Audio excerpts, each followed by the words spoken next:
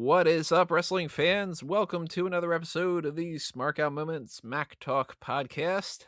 I'm your host, as always, Tony Mango, and joining me, as always, are Robert DeFelice Hello. and Callum Wiggins. Hello there. Hello there, everybody. What is up? What are you doing? How you doing? Are you staying safe? Did you get your stimulus check? I certainly didn't. Me neither. Yeah, what the hell's going on with that? Tell us what's up in the comments section below. Tell us your thoughts on what we're going to be talking about today. And of course, obviously, if you're in a situation where you can't leave a comment, that's because you're on a platform that doesn't support it. So whether you're joining us on iTunes or Stitcher or Spotify or Anchor or TuneIn or whatever, obviously, we greatly appreciate you checking in on this podcast, no matter where you're listening. But we want to hear your side of the discussion, not just ours. So hop on over to the YouTube channel while you're over there. Hit that subscribe button if you haven't done that already. Ring that little notification bell as well, so that way you can be aware. That's how words work. Of when we not only collect words and figure out how to spit them out, but when we do them in a way that it comes in a video package that you can actually click on and listen to, and not have to decipher my weird phrasings. That's the alert kind of situation there. We also give you the alerts when we go live. We haven't been doing that like super often, but we've done a couple of them recently, so you never know when they're going to pop up. And while you're over doing this whole spiel on the YouTube channel, hit the like button on the video as well. That helps out quite a bit. But primarily, just telling you, drop a comment below and tell us your thoughts on this, because this is a discussion-based thing that we really want to get a lot of opinions on, because there's a lot to talk about. What we're doing here is called Wrestling is 2020. And this is something that we did once already this year in February, if I remember correctly. And it started as an idea of how do we tie in the 2020 year, and it morphed into what it is now, which is, in hindsight, blah blah blah. In hindsight, knowing what you know, knowing now what you know, would you have done things differently in the world of professional wrestling? Obviously, it's a pro wrestling based thing because we're a pro wrestling channel. But the previous one that we did was knowing what we know now. Do you think that it was the right idea for Brock Lesnar to end Undertaker's undefeated streak at WrestleMania? We talked about that in its entirety and in full length. So check that out if you want to check out that old podcast and listen to our opinions on that. But that's essentially what we're doing. We're just looking back on history, and we've got that separation of a bunch of years, so we know whether things worked out, and if they did, could they have been worked out better, or should WWE have gone in a different direction? If you had time travel, would you change it? Would you change it in any particular way, or would you keep everything exactly the same? That's what we're doing here.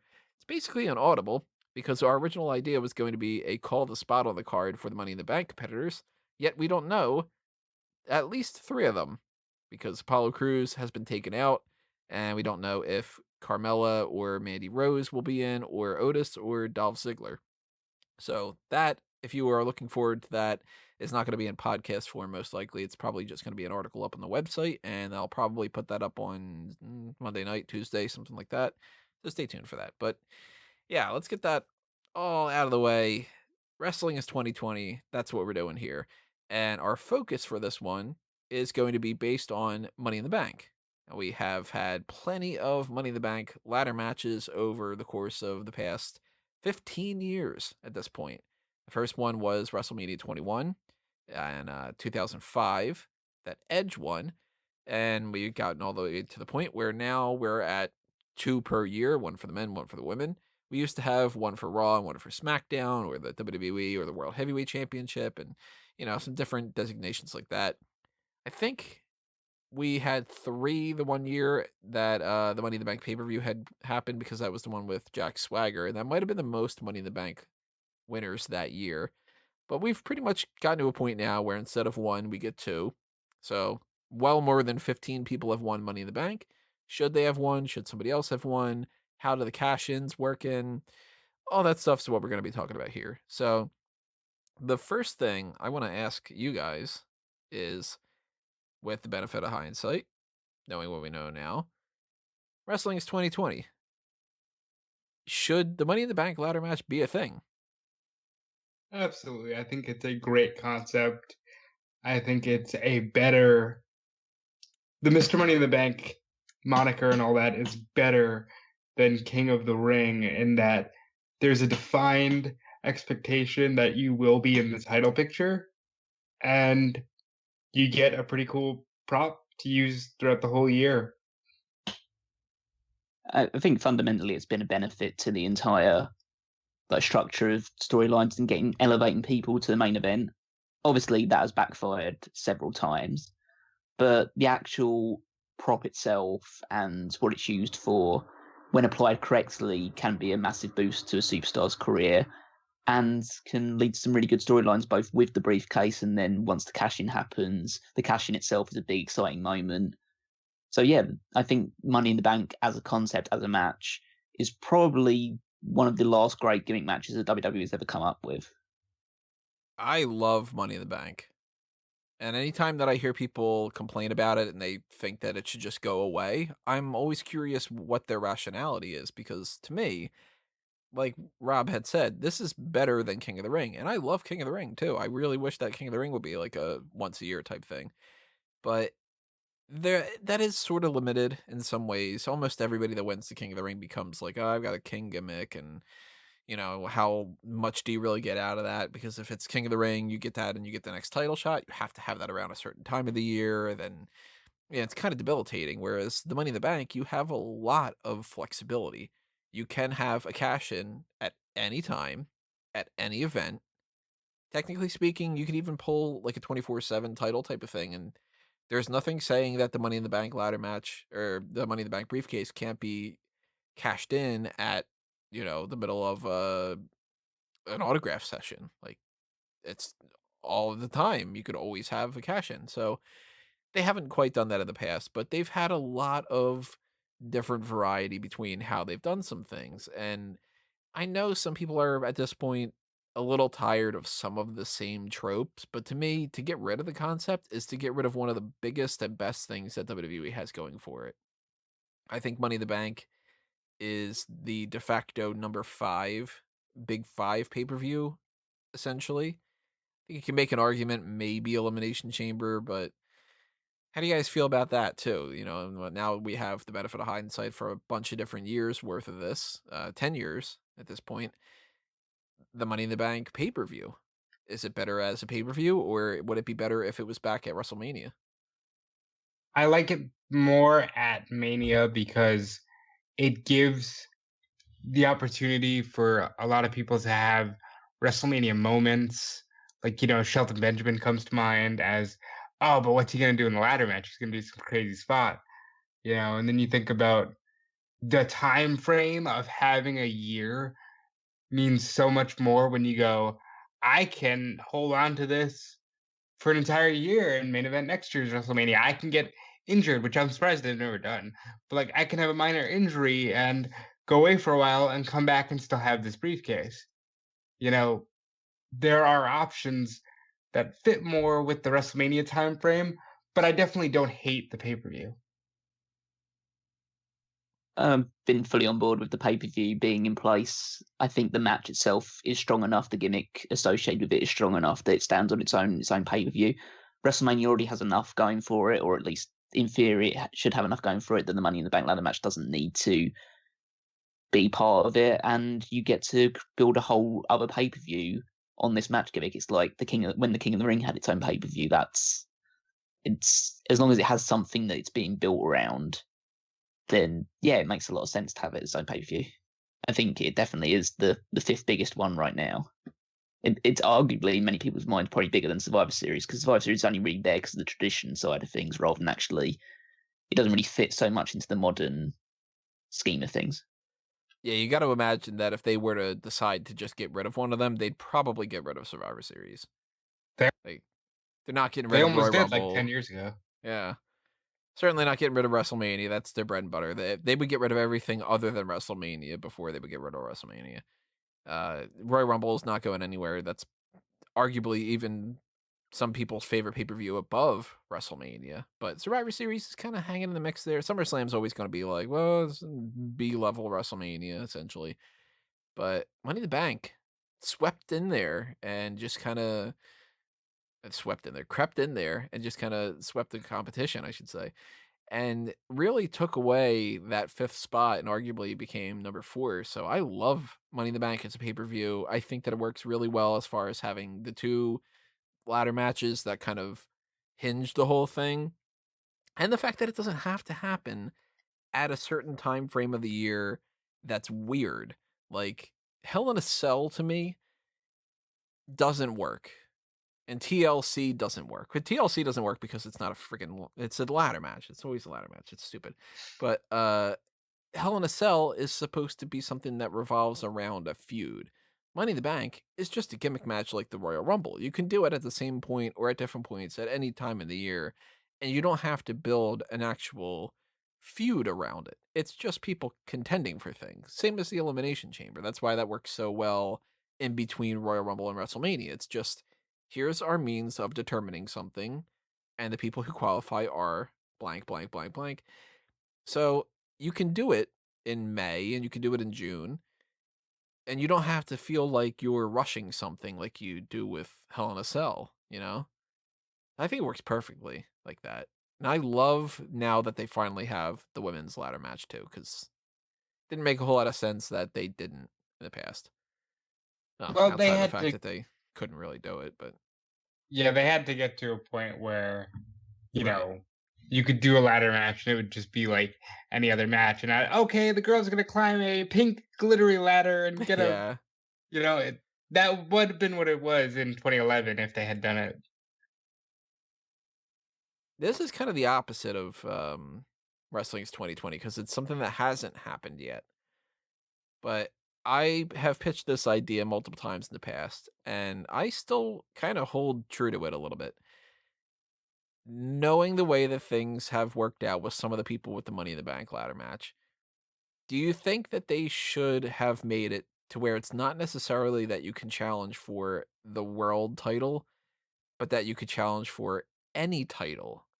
That way, if somebody did want to, and I doubt that they really would want to, but if somebody did specifically want to win the Intercontinental Championship or the United States Championship, that they can cash in on there. Do you think that that should be something that they either change for the future or that they should have made from the very beginning?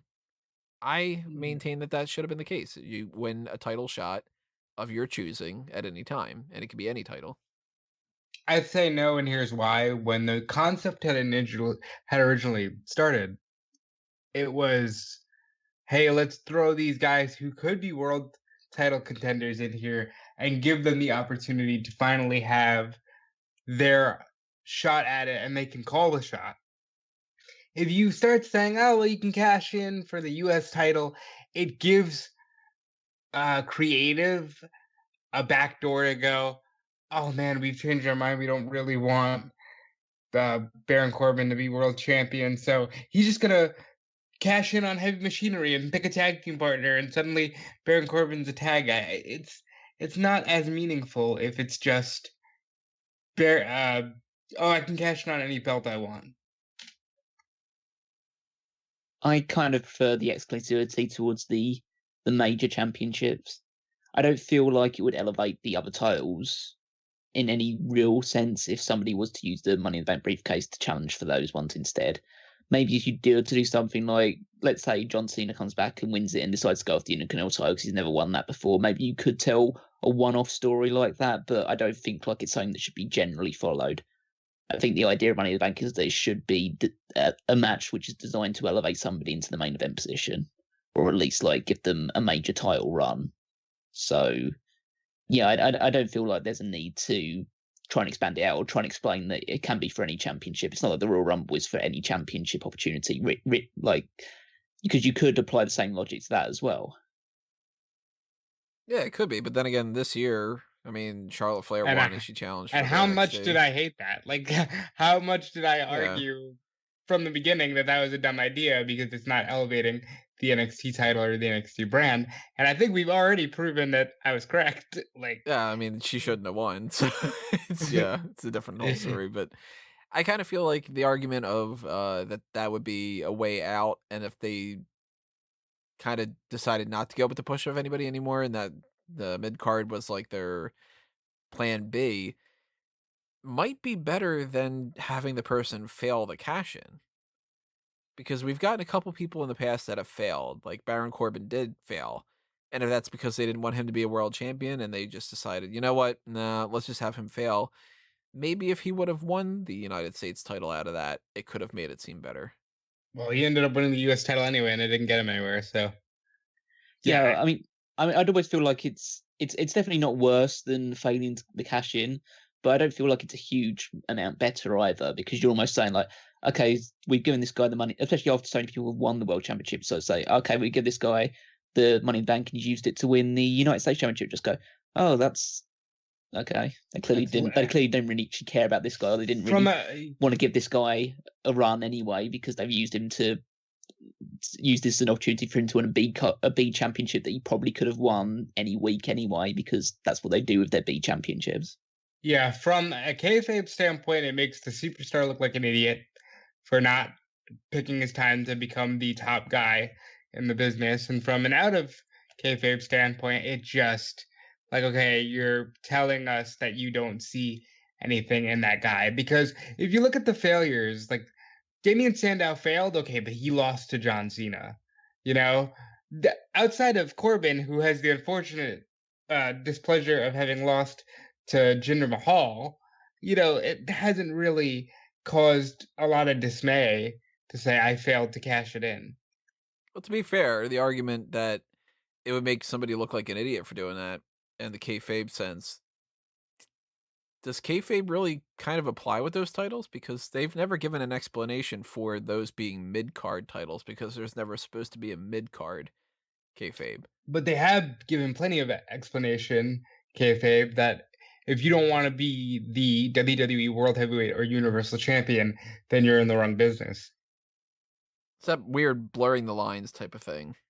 Like, I think if they were to take somebody like Sheamus, who has said that he pretty much has done everything but win the Intercontinental title, and he wants that to like round out his legacy, I think you could get away with doing something like that and making that title seem kind of big for that. It feels like that would feel like a waste to me. It's a decent idea for a one-off, but the scary thought of setting that precedent would lead to bad things in the future. Because I think it's easier with someone, maybe not even like Sheamus, obviously, but like even somebody who's slightly lower down the card. It's easier. It's easier to elevate them naturally to a position where they're challenging for the Intercontinental Championship, unless you're obviously doing the Jinder Mahal method, where you just take a jobber and make him WWE champion because lol, he's Indian. But you just go with the idea that you can elevate somebody from a job status to becoming an Intercontinental Championship in a more straightforward fashion than going from that to a world championship, which is something you can do Money in the Bank. You shouldn't. You should go with somebody who's probably in a good position. Yeah, who's on the cusp of that level, or is only like a few months away from reaching that sort of point, and using this as like the ladder to get them there. Yeah, But the ladder. yeah, no. But yeah, I don't think that giving them the Intercontinental Championship or using the Intercontinental Championship doesn't make the Intercontinental title feel any bigger. It just makes the guy who did it feel like, okay, this guy's just clearly not going to be not world championship material.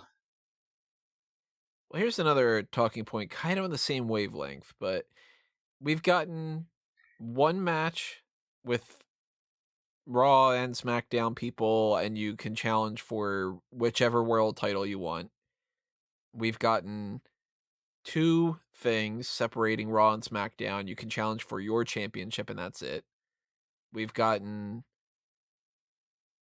the men's and the women's, where you could be from either Raw or SmackDown. You could challenge for whatever title you want. Or we've oddly enough gotten, well, the Raw and SmackDown people are in the match, but you can't challenge for whichever title you want. It's just for your title. So if a Raw guy wins, he can only challenge for the Raw thing. If SmackDown wins, he can only challenge for the SmackDown. That kind of weird rule. With the Elimination Chamber, we've gotten the men's and the women's, and we've gotten like the world titles on the line and the mid-card titles on the line and the tag titles on the line. Now, if you're not into the idea of the one Money in the Bank briefcase being for whatever title, what do you guys think if they would have in the past done something like on the first Money in the Bank pay-per-view or so, instead of having like the Raw one and the SmackDown one, if they would have had like, here's the Money in the Bank briefcase, this one is for a world title shot. And we also have another ladder match, and this one's for a mid-card title shot. And another one, and this one's for the tag title shot. Do you think that that could have worked? 3 ladder matches is overkill. For just as like as a general rule, I feel like that would be far too many ladder matches in one show. Yeah, I mean, you're really reaching for like, if that was your pitch to work in WWE creative, I think you It might have wouldn't gotten have the been. job. I mean, I think you might have gotten the job. Hired. Yeah, It's a shitty idea. it's a really bad idea. Like, but No, yeah, I don't think you can get away with doing 3 ladder matches with one of them being tag teams, because then you got 700 people in different ladder matches all over the night. I mean, have the you record, seen that's TLC 2010? You can get away with it. But I feel like maybe one for the mid-card. I like the idea of like the Money in the Bank briefcase being something similar to what they used to do with the Royal Rumble win, and the idea that you could challenge every. Well, you still can do the Royal Rumble win. It's that you can challenge whichever champion you target. It should just be a general. Okay, this is for the world champion that I'm going to challenge. Because I like it as a plot device that has been seen in the past, that you can move somebody like an Edge from Raw, where he previously was, on SmackDown, by having him cash in on a SmackDown guy. I think really it comes down to how confident they are in their booking, and if they feel like, no, we have a plan, so we're not going to allow any interpromotional stuff. But really, the biggest trope with the Money in the Bank is that they use it as their get out of jail free card more often than not. How many times has it just been like, this guy's injured, throw the briefcase out there because we need to shift gears? in recent years, not as much, funny enough. But it's so good for that. That's one of the reasons why I don't think that they should ever get rid of it, because it's just, you always have that, because it's always a good pop. Like the crowd, if they're getting somebody that's injured and it's some kind of an issue that's a negative, and instead of just being like, okay, well, now we got to figure something else out, you can always get a positive spin out of it with a cash in. And then the crowd's talking about, oh my God, this person won Money in the Bank and you missed it. It was so cool and whatever.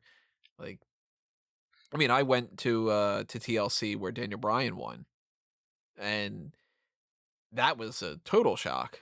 Like, I wasn't expecting later on that night that I would get a Money in the Bank cash in, like, that's pretty cool. But like, in with the benefit of hindsight and stuff like that, I think that there is a little bit more flexibility to the Money in the Bank ladder match that they haven't even toyed around with yet. So that's why I wanted to bring up some of those kind of ideas. My preferred setup is the one that they have now. I think that you have one men's match and one women's match. I still feel like they could put that little it's challenge for any title. So if they wanted to, they probably could just get out of that situation by saying, well, we didn't say you couldn't. That kind of thing. Like, they could just do that if they wanted to. But I also want to ask another just sort of oddball question before we get even into the actual winners and everything. We've gotten plenty of different briefcases over the years. I know some people really wish that they would go back to the actual just leather briefcase thing that we originally had. We've gotten the red and the blue cases. We currently have this, I think, ugly as hell green briefcase for the men with the yellowish text, and what I consider to be the second best or best briefcase, which is the women's right now, the white briefcase. I like the gold. To me, if you had the gold for the men's and the white for the women's, that would be ideal. And I wish that that would have been the case from the past onward, except for maybe the whole Raw and SmackDown thing. But Wrestling's 2020. If you could go back and you could change the way that they change this or change that or whatever like that, what would you do? Would we go with the briefcase type of things we have now, or do you think it's better if we would have just stuck with the whole leather briefcase generic type thing? Or was that ugly, and they should have gone with this Money in the Bank briefcase thing from the beginning, like I think. I think right off the bat, you see WWE take a simple idea and immediately have to overmarket it, overbrand it. And I get it. Yeah, you're selling merchandise, you're selling toys. I know we talked about this on the fan ounce table that we did, but I liked the red and blue cases because if you're going to do separate Money in the Banks, I think that's a good way to go. I was not a fan of when they would just like put WrestleMania on the side of a black briefcase. Obviously, I think the best is the basic, it's just a black briefcase. And then outside of that, I'd say the gold Money in the Bank briefcase that Seth Rollins had and Sheamus had was probably the best. Oh, I miss custom Money in the Bank briefcases because Edge's Money in the Bank briefcase had the Rated R Superstars logo on it. RVD's briefcase was like a graffitied up RVD briefcase. I prefer it when they have essentially they assume the briefcase. The briefcase is just like the plain black or whatever color you want of it, and then it assumes the identity of the person who's holding it, like the nameplates, sort of. Yeah, I think that adds more personality to it. It makes it feel like it's theirs essentially. It makes it feel like they're the one who's they're obviously holding it, but it feels like that's part of their character now. Part of their character is the fact that they're the Money in the Bank holder. I know they've done like the branded Mr. Money in the Bank, Miss Money in the Bank, all that other stuff, but I preferred the custom ones to any of the gaudy, overdone versions they've done since then. I think a good happy medium between a lot of things maybe could be something that if they wanted to do this in the future, you take the gold briefcase, right? Where it's got that Money in the Bank logo on it.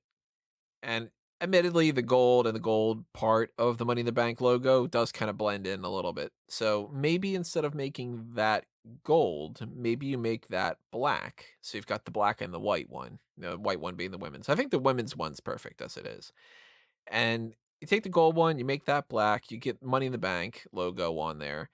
But maybe that's one side of it. And maybe the other side has the logo of the winner. And you do that for the women's too. I'm looking Kinda. at the RVD one right now. That is a really unique, really cool briefcase. Wish they would have kept that around. Let me look at that one because I don't remember that one offhand. It's like the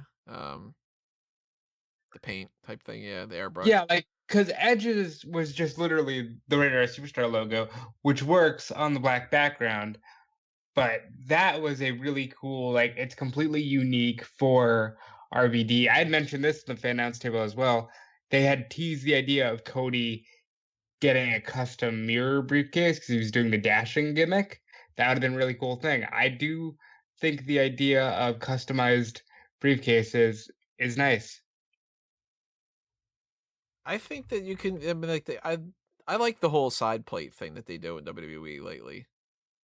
Like that to me has worked out really well, and it's been something that makes things a little bit more fun. So if they were to do kind of a 50-50 split and kind of have like not necessarily just the full thing like the RVD thing, but I think if you get one side shows the wrestlers thing and another side has the Money in the Bank logo on it, I think you can not only sell a lot of toys because at that point people are still buying the briefcase things and they're still, hey, I'm Money in the Bank briefcase winner, or like whatever, like that kind of thing, but that they could get their own little stickers to go along with it, kind of like because you can buy your own side plates, right? Like, don't they have like custom side plate type things? For, like the Yeah, championships? they have stuff for like people who will never win it, like Macho and stuff like that. Yeah, so I think that would be a good happy medium between a lot of things. You get like the black briefcase kind of thing back for the people that missed the black one, but you got the branded thing so you can sell the toys. And I'm mocking up a little thing right now while I'm kind of spitting out around that kind of idea. It's not the best thing in the world, but just it's actually more gray than anything. Never mind. I'm not going to bother showing it to you guys, but but it's something like I think that's a concept that could potentially work. And I'd like to see something like that in the future. Outside of the idea that the whole winners things, can you guys think of any other type of like in retrospect type things, like broad topics like that we could kind of spend some yarn about? I think the idea, if WWE valued their tag teams more, the idea of 1 year maybe taking a break from the traditional two and doing a tag team ladder match would be nice. But again, that would require valuing the thing. I think 1 year they should just do it. You can only be in this Money in the Bank if you've never won the world title. You know, I think Didn't that would be a they? very cool thing. Didn't they do that? Did they? Yeah, they've done that in the past. Yeah, Oh, that's cool. That was the hook for the Sandow one, right?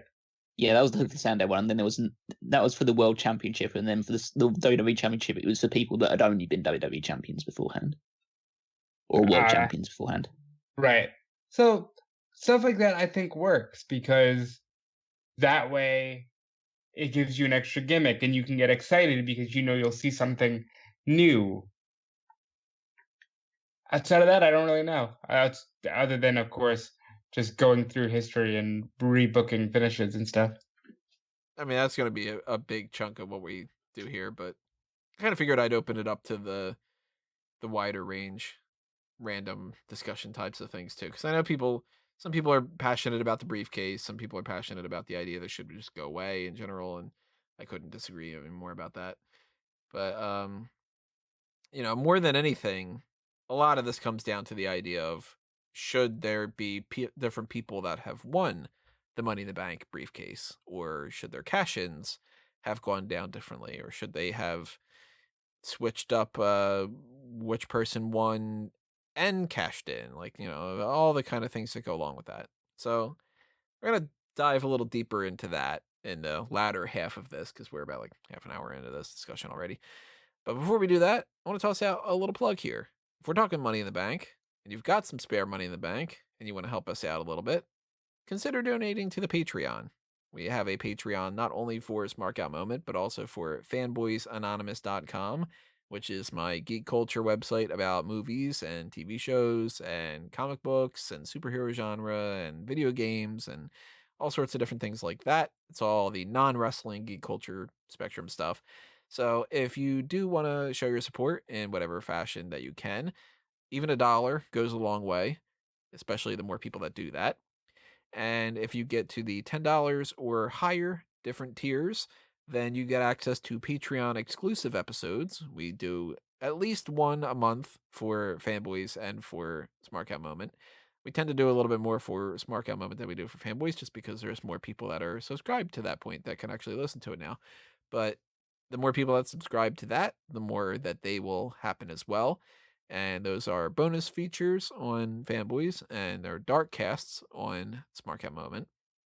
There's also the Pick Your Poison tier, where if you specifically want us to do something that we just don't seem to be getting around to, or that we might never get around to, and you want us to do that so badly enough that you are willing to grease the wheels a little bit as far as take my time out, that I don't have to work on other freelance stuff and I can work on actually creating the graphics and the editing work and everything like that, then whether it's an article or it's a podcast of all sorts of different ranges from different things.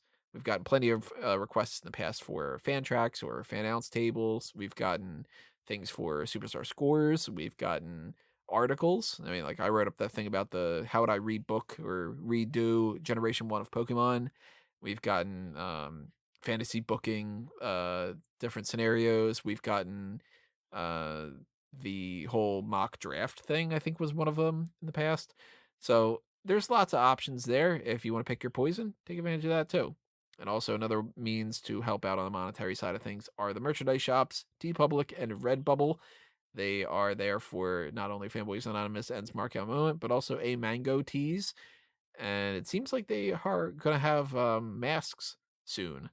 So I'm trying to think of some ideas of some cool little masks. Maybe some kind of play off of the Mustafa Ali mask.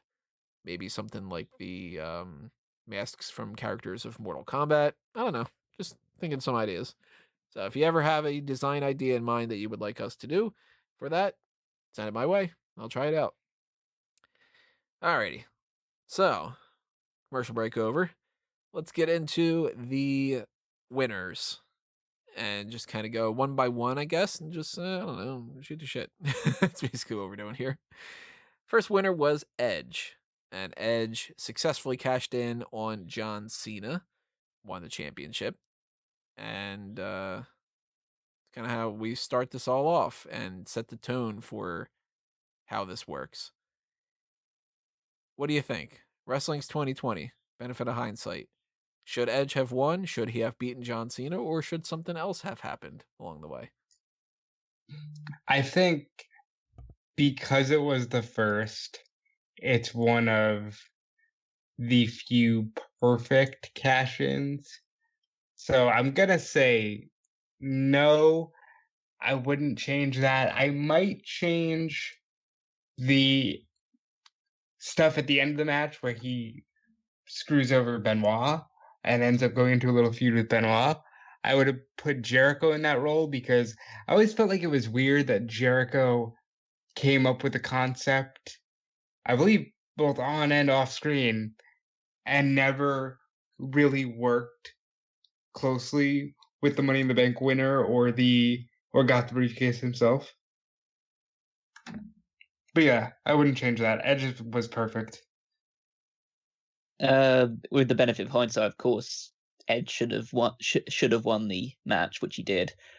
And yeah, it's the thing that launched him into I'm not saying he wouldn't have become a main eventer because he had all the skills, he had all the intangibles to be a world champion, but this is the thing that launched him to being the how many I think it's like he's 10, 11, 12 time world champion, whatever he is. Yeah, it all starts off the back of this because his cash in was so memorable, because his run with that championship, even though short, was actually like a big ratings mover. It cemented him as like, okay, this guy, if we give him the ball, he can run with it and can actually do something with it, and made him a world champion many times over going forward. So I feel like this Money in the Bank was a very good match. It established the guy as the winner and elevated him to a new status. When he became the world champion, elevated him even further. The cash-in was brilliant, especially because of the fact that nobody ever had seen it before and weren't expecting it. Because they waited long enough to the point that you'd almost forgotten that Edge still held the briefcase. Right. Because I think Edge prior in the night had fought Ric Flair for the Intercontinental Championship, so it wasn't like out of the ether or like just completely like out of mind at that point in time. But nobody was expecting him to pick a fight with John Cena on that night in particular. And yeah, I thought it was it's just great. And in the benefit of hindsight, it just elevated the legacy of that cash in even further. And it sets the tone for several things. It shows that, okay, now you can expect a champion to be at their most vulnerable, because at this point we still assumed, okay, this person has to come out and announce that they're cashing in and then a date be set for the match.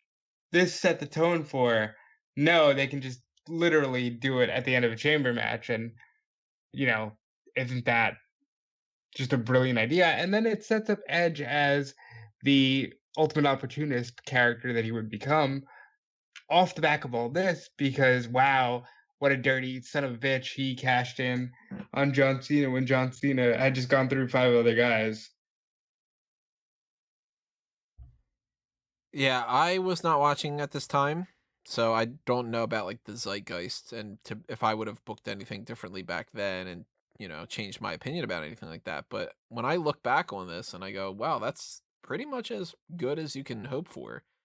Like, I mean, I like the idea of the surprise cash in. I think that's the best way of going about the first cash in. Huge fan of Edge. He's one of my favorites of all time. So it's like, I'm certainly not going to be like, oh, he shouldn't have won the championship. Like, yeah, of course he should have. He should have won it so many more times. But I don't know about that. I mean, a different discussion for another day. But I am a big fan of that. I can't think of a situation that I would have done differently, especially because I wasn't watching at that time to know a certain level of like, well, if this person should have been in the match instead and John Cena should have beaten this person, maybe he should have cashed in at this time. Like, I'm not really adept enough in that time frame to know exactly what Carlito was up to with the whole Chris Masters thing to change anything up with that or whatever, but I consider that pretty much as good as it could be for that, from my point of view. Our second one was Rob Van Dam. Now, this one, I do think that there's a little bit more room to be flexible because we know now he wins Money in the Bank, he beats John Cena, he wins the championship, and he ends up having to get rid of it because of some behind the scenes circumstances. Let's put it that way, I guess. So again, I wasn't as into the situation at the time. I was still on my wrestling hiatus, but you guys were watching. What do you think? Should RVD should have won? Should they have gone about things differently, or would you have changed that now that you know how things played out? Albeit with hindsight, obviously you can tell the fact that he would end up being suspended, having to drop the championship before the time that he was meant to drop it. I think fundamentally for the match itself and for the moment of that match with him and John Cena, which is a match which is burnt into my brain. It's one of I've watched like tons and like hundreds, thousands of wrestling matches. That one is burnt in my brain. I can remember so many elements of that match taking place because of the heat of the crowd, the animosity towards John Cena, the Paul Heyman coming in to count the pinfall at the end of it, Edge interfering, all that other stuff. I think for that moment alone, no matter what happened beyond that point with Rob Van Dam at the World Championship, that one match makes his entire winning the briefcase worth it. I would absolutely agree. I think that moment and that cash in, I wish would happen more. We haven't gotten a guy just go, okay, I'm going to cash in on this show and then have a build to a match, and then the guy just wins the belt outside of Rob Van Dam. We've seen it teased where people will say, I'm going to wait till WrestleMania and then do it months beforehand, or say, I'm going to get you in Hell in a Cell, and then it ends in a draw. But we haven't seen just, I want to do it on this show, let's build to this match, and it gets done. So I really liked the cash in for that reason, whether you want to say the suspension thing and even arguably the relaunch of the entire ECW brand. Those things didn't go so well, but this moment was special.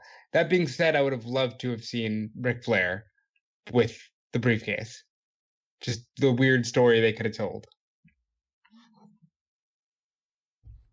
Because see, I'm not the biggest Rob Van Dam fan, and we've gone over that many times in the past. The Superstar Sports thing is proven that fundamentally. Yeah, so to me, not only do I not have that sort of like, oh yeah, Rob Van Dam finally won the championship, when I was always like, hey, solid mid-carder, like that kind of thing. Like, I don't get that personal joy out of it, but I also wasn't watching at the time to really be like, man, this was like such a cool moment and whatever.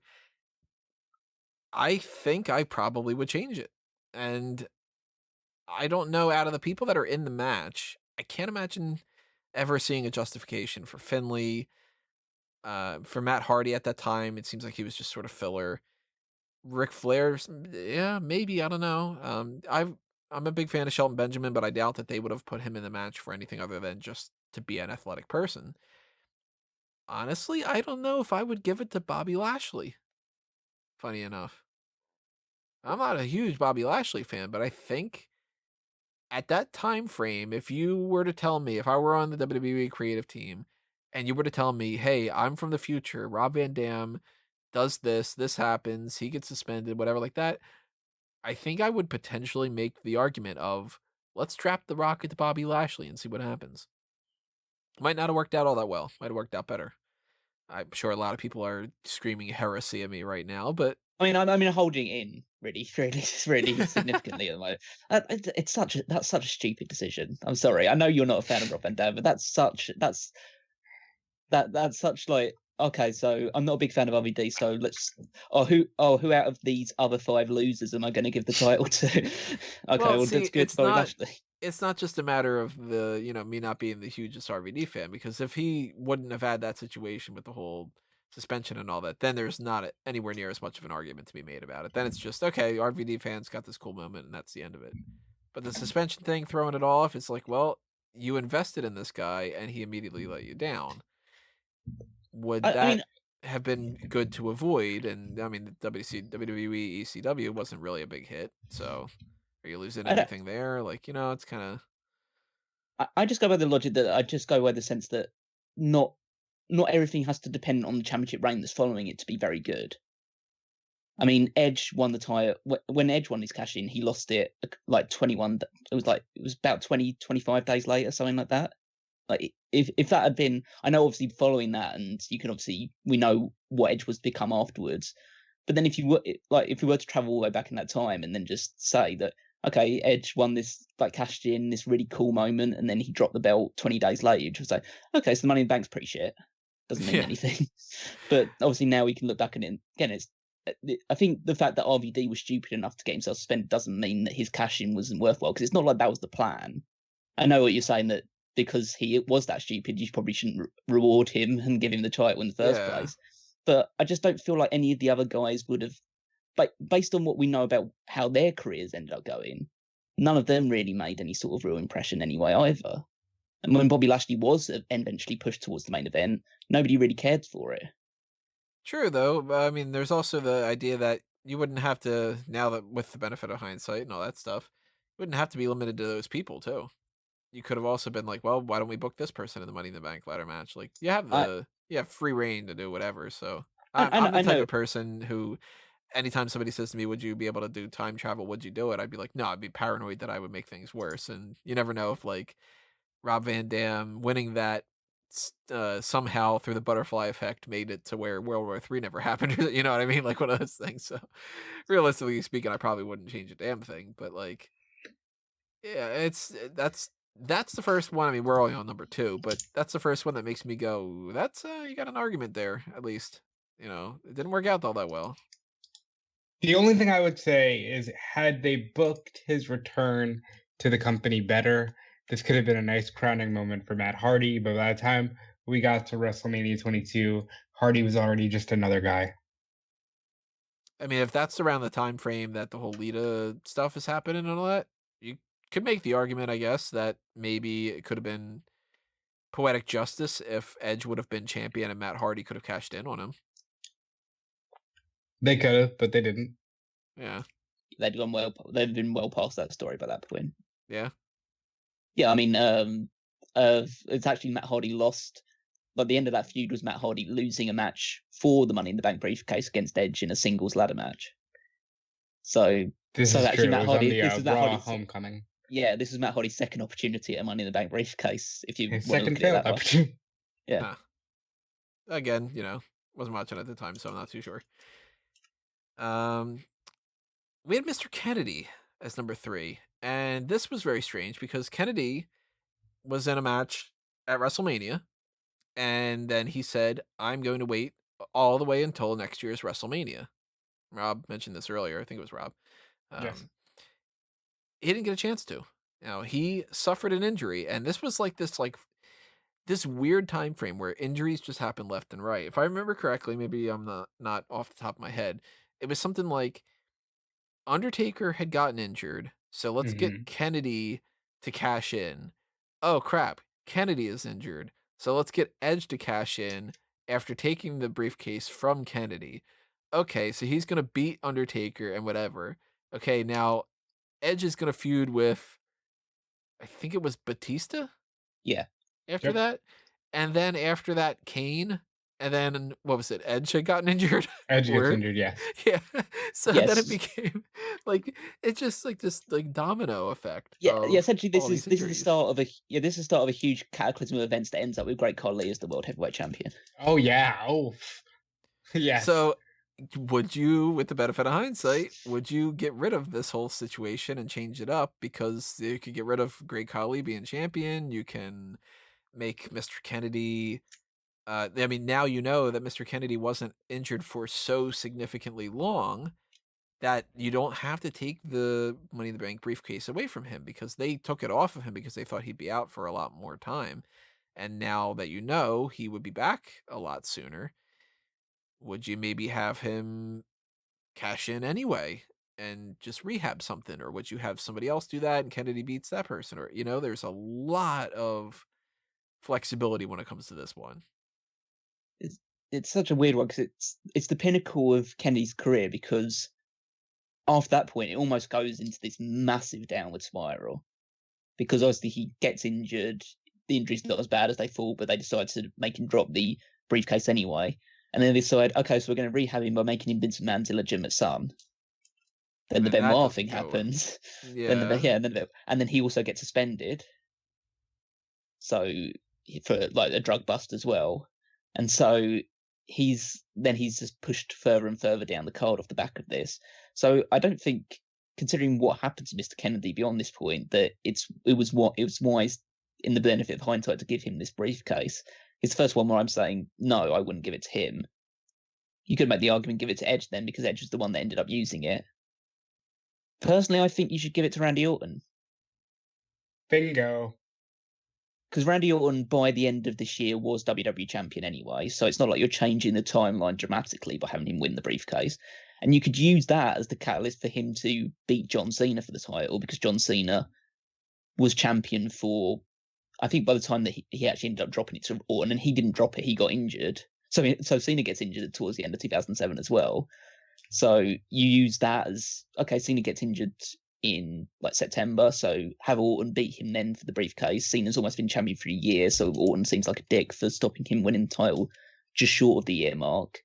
And then you just go from the storyline from that point onwards. You don't really have to change too much, while still giving Orton, okay, Orton's won the briefcase, and he would make much more of an impact than Mr. Kennedy did. So I'm gonna go same guy, but take it a different route. If you know that Taker's getting injured, you could give it to Orton and then have him do what Edge did without the extra step of beating Kennedy. And then that is almost the catalyst of what Orton becomes anyway that same month, and is the psycho who's kicking everybody in the head. Undertaker leaves because Randy kicks him in the head. That way you get rid of a lackluster Mark Henry return, which coincides with all this, and a weird main event run with The Undertaker and Henry, and you just get Randy Orton, Undertaker, Batista becomes your triad of main eventers on SmackDown. now there is a counter argument in the fact that Edge cashing in and winning the World Championship made him, over time, the linchpin of SmackDown. Yep, you're starting to get That's into the totally argument fair. that I would make here, because Yeah. as much as I don't like the Great Khali being champion, and I don't like some of the ways that we got around this whole different time frame, and I was firmly watching at this point, so I remember this pretty distinctly with, oh my God, Kennedy won this, and this happened, and with that, and then, oh my God, this is crazy. It also starts the ball rolling towards Edge versus Undertaker at WrestleMania 24. Fair. And that's a match that I absolutely love, and a feud that I was a huge fan of. Edge becoming a big part of SmackDown was big.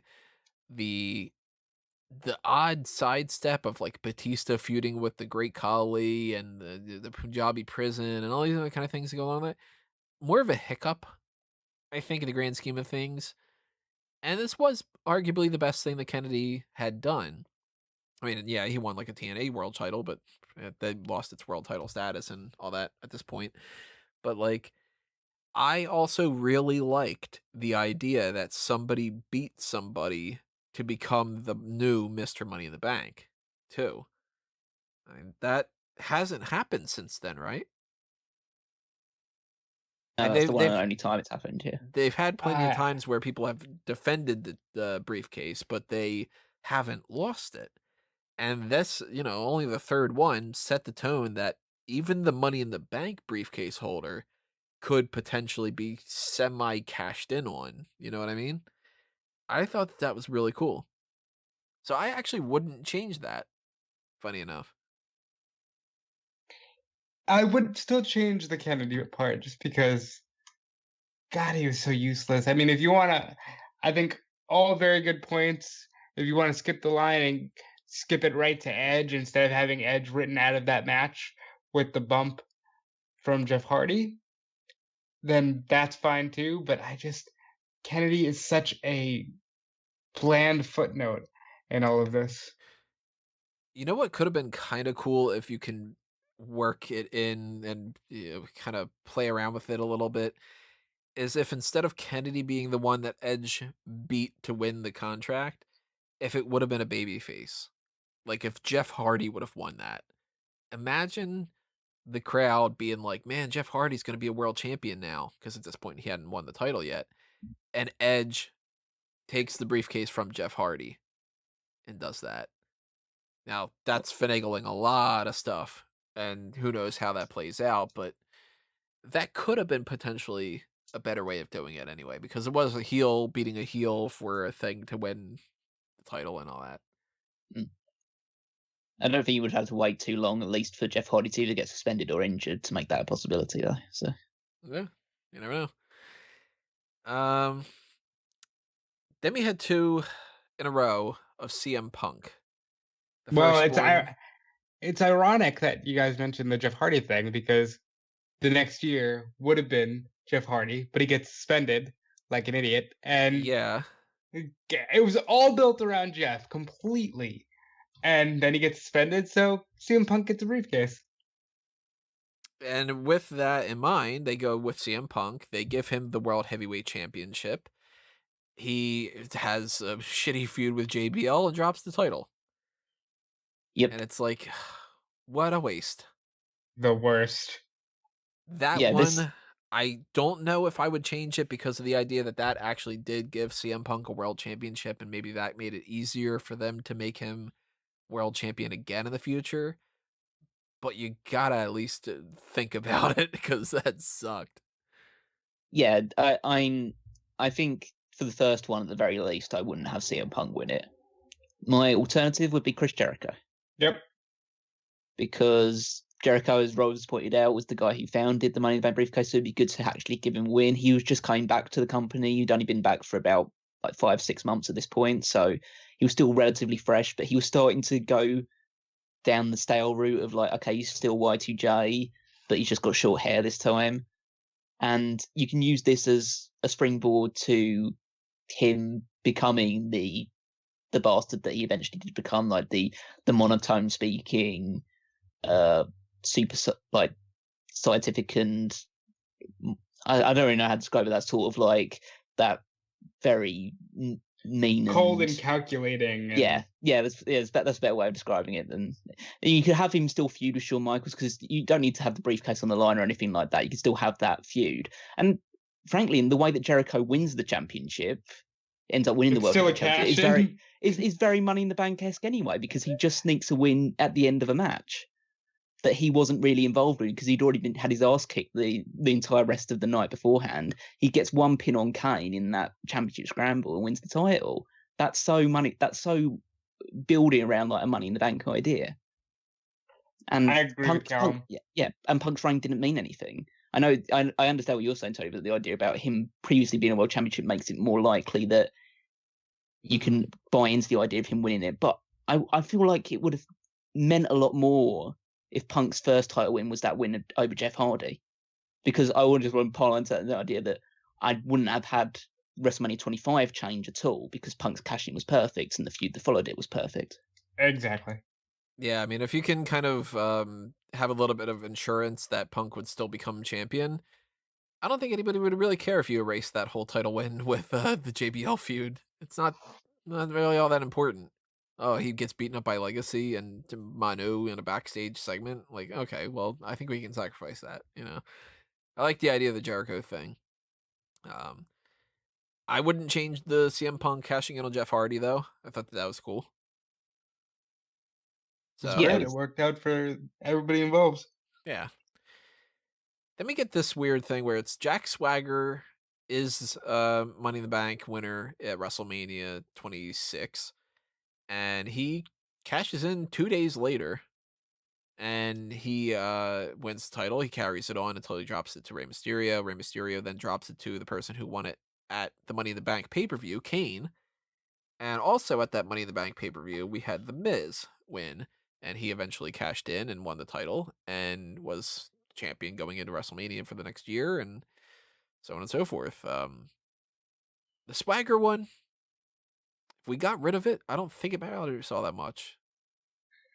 I would absolutely get rid of the Jack Swagger cash in. That serves no purpose, has a really awkward moment where he's just trying for 20 years to unhook the damn thing. And this is a lineup of 10 or 9 other superstars who could have really used the boost. I mean, a 2010 Drew McIntyre, he could have used that to cash in on The Undertaker and end the streak at WrestleMania. Who knows? Kofi Kingston, always a good choice because he's always, proven to be a loyal person to WWE. Christian, Matt Hardy, both guys who wanted to break out anyway, who would end up becoming world champions in their own right anyway. So absolutely, I would do one of those guys. Even MVP could have been salvaged. Kane ends up winning one anyway. Like, there's so many ways to go with this, and they went with the most bland option. I'm trying to put myself back in the mindset of when this match was taking place, and Jack Swagger is still a wrong choice. Yep. But I look back at all the other ones as well, and I just think this is a really meh Money in the Bank ladder match in terms of the talent that's involved at that point in time. We know that since that point, they all become much bigger deals, but I almost feel like this was a cursed briefcase. And I almost feel like Jack Swagger might have actually become a big deal if he hadn't won it and been boosted up to the main event straight away. Because I know, in hindsight, we can obviously look back at it, but you almost have to put it in some sort of context with the idea that, okay, whoever's winning this briefcase is going to cash it in 2 days later. And he's going to become the world champion. Obviously, we don't have to book it like that because we know what happens if they do that, and it's stupid, it's wrong, and they just lose all the suspense associated with it.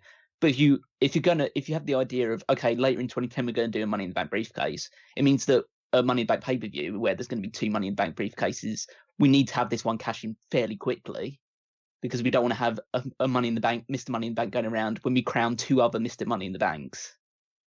So so that whoever's going to win it has to win it quite quickly, which means that you should give it to someone like Christian, because at least he's somebody who, in many people's eyes, should be a future who could have been a world champion at this point in time. Many people would already believe him or put him in a big position to be a world champion. Maybe Kane, maybe Matt Hardy. Personally, I think this was the opportunity to give it to Shelton Benjamin. Why Shelton? I mean, I just think that Shelton was in the Money in the Bank. Essentially, he's synonymous with the Money in the Bank ladder match. When he's the most notable competitor in a Money in the Bank ladder match that never won a Money in the Bank ladder match. And if you're going to say, okay, we've got a field of people who've pretty much are either veterans that are kind of past their peak, or at least supposedly past their peak, they would turn up not to be in the case of either Christian, Kane, or Matt Hardy, or just a bunch of up and comers who we want to strap the rocket to at some point. I think Shelton was the one that makes the most amount of sense, really. I think, okay, this is his match. This is a match that he's always been in and always kind of tried to steal the show with. Why don't we just give him the championship? If we're going to make him world champion soon, then we'll just give him the title, see what he does with it. What did Edge do after WrestleMania? Because I remember thinking that it was stupid that he lost to Jericho. And then that set up Jack Swagger beating Chris Jericho. I remember being like, what the hell are they doing here? So what happened after that was that Edge and Chris Jericho continued their feud for a while, ending in a steel cage match at a pay-per-view, I believe, while Jack Swagger was feuding with the Big Show over the World Championship. And then Edge was drafted to Raw and quickly turned heel. Well, even more bizarre, the cage match sees this weird double turn, but they never fully turn Jericho face because it just sees Edge go way too far and get way too sadistic. But because of that, I want to touch really quickly on Edge is in some way loosely associated with all of the first 6 cash-ins. He's either the one cashing in, the one being cashed in on, or setting the scene for the person to successfully cash in. But because of that, and listening to what Callum had said earlier, I think this would have been a really good one for Christian. Edge helps Christian cash in on Chris Jericho. I think that would have been a really good I moment. think Christian is the most sensible option out of all these ones. I just thought if you're ever going to get a Shelton Benjamin, this is the one to give it to him on. Well, this is funny. I'm looking back on this is when I had started Smark Out Moment. Looking back on my predictions and my review of WrestleMania for that year, and there's a section of my predictions where it says, at first, this was a clear-cut Edge wins type of match, but I've started to believe that the opposite may in fact happen, especially considering who was in the Money in the Bank match this year. Some heels need to win at WrestleMania, despite how it always seems like the faces will always win, and Jericho could very well walk out of champion, even if it's through some cheap method. Plus, there's always a gimmick rematch that could happen at Extreme Rules down the line. 51% heading towards Edge winning, and I had for the Money in the Bank. This is me going 10 people. This is going to be chaotic and whatever like that. I had 51% Christian, 49% someone who challenges and loses. If someone other than Christian wins and doesn't actually lose their challenge, I'll probably shit myself in confusion and shock. So did you shit yourself? I let me check the review and see if I did say that. I have biggest shock of the night. I had a feeling Christian might not win it, so I guess my thing changed over the course of those couple of days. But I was figuring that if he didn't, the honor would go to MVP, so he could lose a cash-in. Was MVP doing anything weird at this time? This was during MVP's losing match streak. No, I think he was about a year removed from that and had firmly settled into, I'm just a guy. Oh yeah, it could have been. Yeah, I think we watched the 2010 Royal Rumble when MVP at that point was feuding with the Miz over the United States title. Yeah, I think he was. No, he wasn't United States title at this point. Miz was, yeah. So, but yeah, he was just an any guy in the mid card, and I assume you probably just think that MVP would lose because MVP was pretty much just a nothing guy at this point. Apparently, I'm gushing a lot over Swagger's new attire because of the robe. But I hated the robe. The robe was terrible. I say here, I'm glad Swagger won. It'll be interesting to see what they do with him. And now that I know that all that happens is he wins, and I can't even tell you, like that you said that he feuded with Big Show. I didn't remember that at all. Yep. And for him to lose it to Rey Mysterio just so Kane could cash in, I love the idea that Kane cashes in and wins the championship. I love the idea that we get a Money in the Bank briefcase cash in at the first Money in the Bank pay-per-view. But I don't know if I would have given it to Jack Swagger. And was Christian a heel or a face? Face. He's a face. Huh. And Edge was still kind of sort of a face, and it would have been like this really, like just a cool nod. I believe before he goes on to feud with the Big Show, Jack Swagger has a one-off title defense against Raw's Randy Orton because Swagger was a Raw guy. Mm. And I believe at the Extreme Rules pay-per-view, he fights Randy and just barely makes it out with the title. So all of it was just a mess. I would have totally put it on Christian. It sounds like all sorts of fuckitude. Yeah, no, this is the beginning of Sean's gone, Hunter's gone, Taker's gone. Oh my God, we have nobody. Well, it's a mixture of that, and it's also the fact of it's the start. Like, as I say, it's the starting point. I'm sure they've done it with previous ones before, but this was the first sign of like, okay, we've given this guy the briefcase, we made him world champion, so he's made. And then he's like, okay, so what we'll do is we'll put him in the ring with an established guy and have the established guy kick his ass the entire point, make this guy look like a really, really weak champion. And then, oh my God, how did he not get over as the world champion? God, that makes no sense whatsoever. That was literally 2010 because that was their exact philosophy with the Nexus of, okay, we need all these new guys. Here's a new guy. Why aren't they over? So, I'm also looking at, I had posted a news post on Smark Out Moment of Jack Swagger cashing in the Money in the Bank. And here's an excerpt of it. Personally, I'm a fan of this. It took me a while to warm up to Swagger, but he's proven himself in the ring, and he's And although he's not the best on the mic, he's not the worst in the world. I'll admit, part of me wanted Swagger to win a world title very soon, just in spite of Sheamus being pushed for absolutely no reason, as I felt Swagger had so much more value to him than Sheamus and had proven himself worthy of such a spot. He had a decent ECW title reign and helped carry that entire show, so why look past him and give the title to a new guy that had only had a shitty Goldust feud under his name? It'll be interesting to see at what capacity they use Swagger. I'm not expecting a long title reign naturally, probably more so along the lines of a month or two max, but still, Swagger's a future top dog in the company.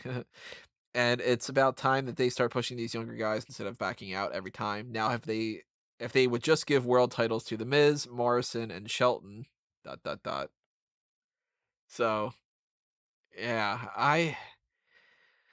I think So I'd you were change. right about a lot of those things, and you were very wrong about a lot I mean, of he's a those top things. dog in Yeah. a company.